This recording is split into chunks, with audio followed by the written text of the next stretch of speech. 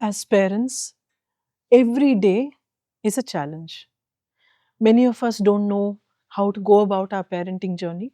We just take information from the internet or we follow what our own parents did with us. But it may not work for the current generation. So, I have a very short message for you while covering all the challenges you might be facing.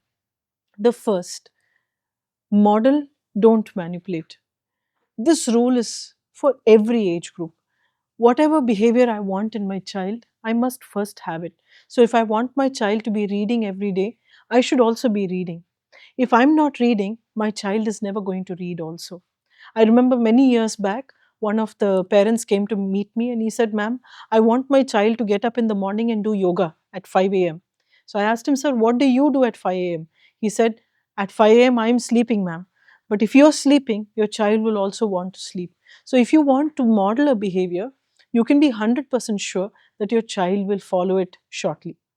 Second rule for parents, listen, don't lecture. Very often, when children come and tell us something, we have this urge within us to lecture, tell them how it's done, how it should be done, why it should not be done in a certain way.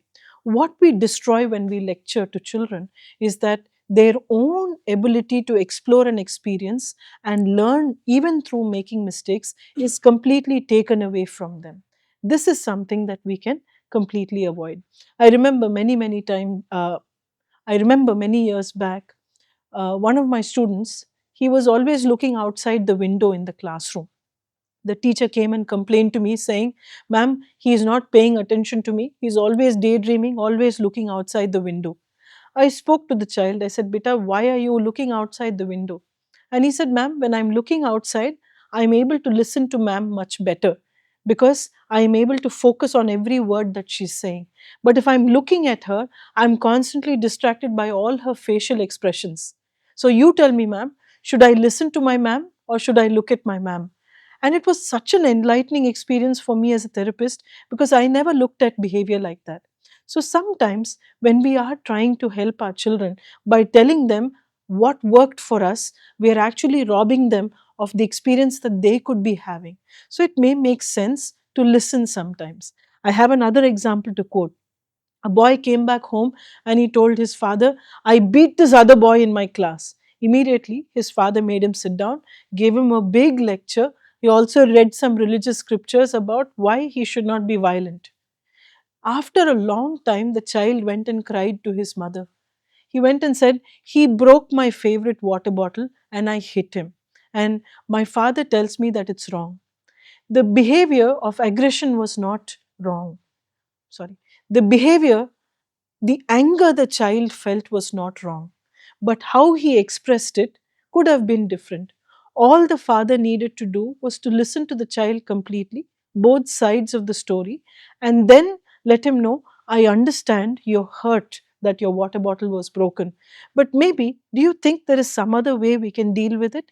The moment a question is posed to the child, they are looking at options.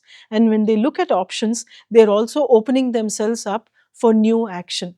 This is how behavior is changed. So, when we listen without lecturing, we create the space where children can reflect on their behavior and regulate their behavior. The third and the most important, support, don't shame. When I need to support my child, they may not always be good at everything that they're doing. As parents, we make that mistake. We believe that our child is somehow super capable of everything. After a few weeks or few months of exposing them to a task, we realize that they may not really be good.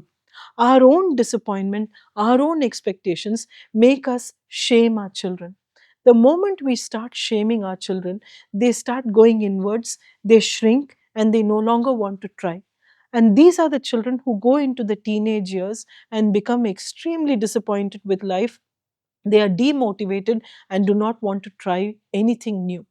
When I support the child, I put them in an activity they are not very interested in, and I have a dialogue. They start making excuses. I don't want to go for this class. I don't want to do this.